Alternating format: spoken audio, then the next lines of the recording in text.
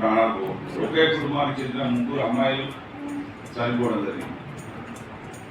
మరి ఇవన్నీ మనకు తెలుస్తున్నా ఎందుకు కంట్రోల్ కావట్లేదు అంటే మనం సరైన శ్రద్ధ తీసుకోకపోవడం, మన ఇన్వాల్వ్మెంట్, మన భాగస్వామ్యం, మన పార్ట్నర్షిప్, పార్టిసిపేషన్ ఇటువంటి లేకపోవడం, అవేర్నెస్ లేకపోవడం. ఎక్కువ ఫస్ట్ మీరు 18 బిలో ఉంటే దయచేసి బైక్ కానీ కార్ కానీ నడపకండి. లైసెన్స్కి అప్లై చేయండి. ఇమ్మీడియట్గా మీకు లైసెన్స్ వచ్చేసాక 1 మంత్ పీరియడ్ తర్వాత ఆ లైసెన్స్ వచ్చిన తర్వాతనే మీరు నడపండి. రెండోది, బైక్ నడిపేటప్పుడు ఖచ్చితంగా హెల్మెట్ వేసుకోండి. హెల్మెట్ లేని కారణంగా డెత్స్ అనేవి ఎన్ని ఉన్నాయంటే they are everywhere across India, across world.